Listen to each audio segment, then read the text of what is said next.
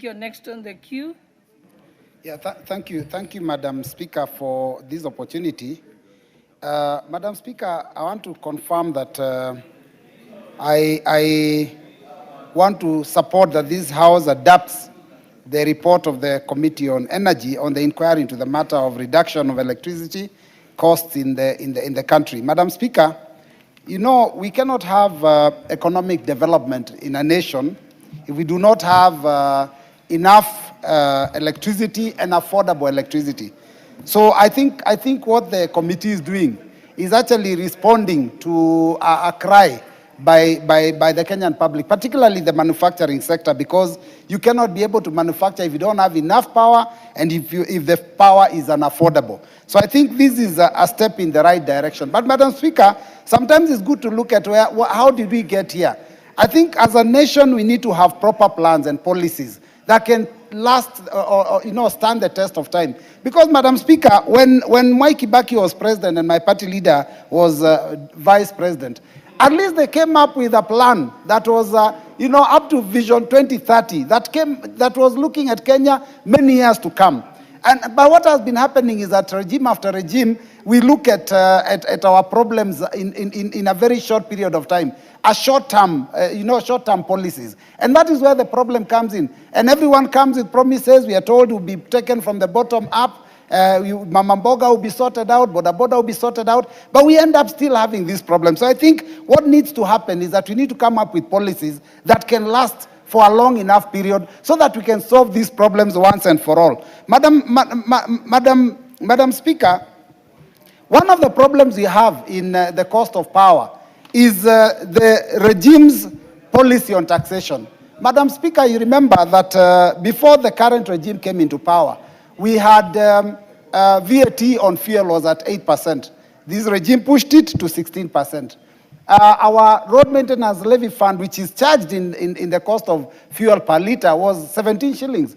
Now it is 25 shillings. So, Madam Speaker, what has happened is that when you increase the cost of fuel, obviously the cost of electricity also goes up, because that's one of the factors. So maybe we need to look at how do we get out of this electricity being generated using diesel fuel, so that we can be able to maybe deal with the water, hydroelectricity, probably solar, maybe wind-generated electricity, so that we can bring the cost down. Because we know, as members here have said, there is a lot of people that are benefiting from the deals that they struck a long time ago, which the committee is now proposing that we handle. Madam Speaker, as we talk about electricity, let us also address the matter of fair distribution of electricity in the country. It is not just the urban areas.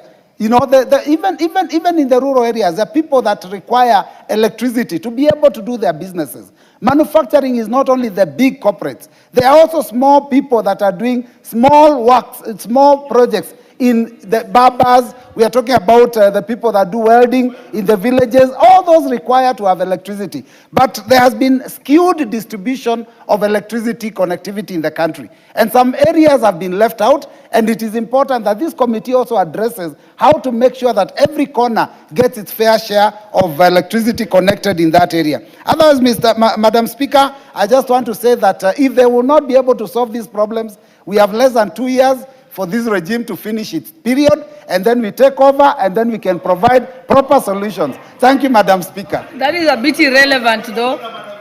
There is nothing else. Yes.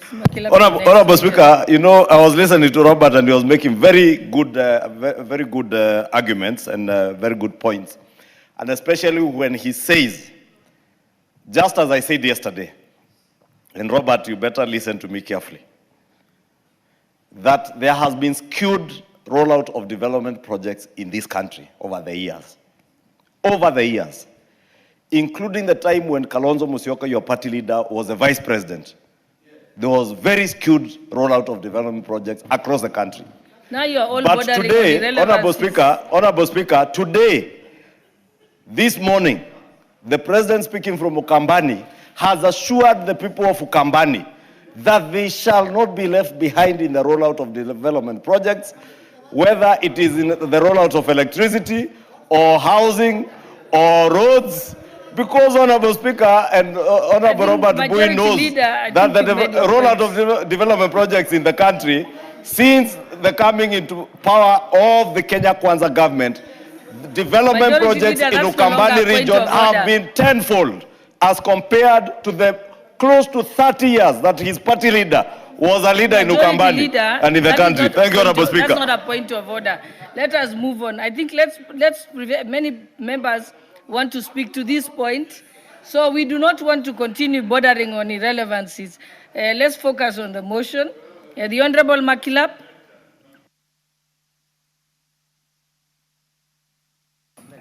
Thank you, Madam Speaker. I want to be very objective and not to be dragged into politics of regimes. I want to become very objective for the betterment of the people of Kenya. Madam Speaker, the beginning of progress for industry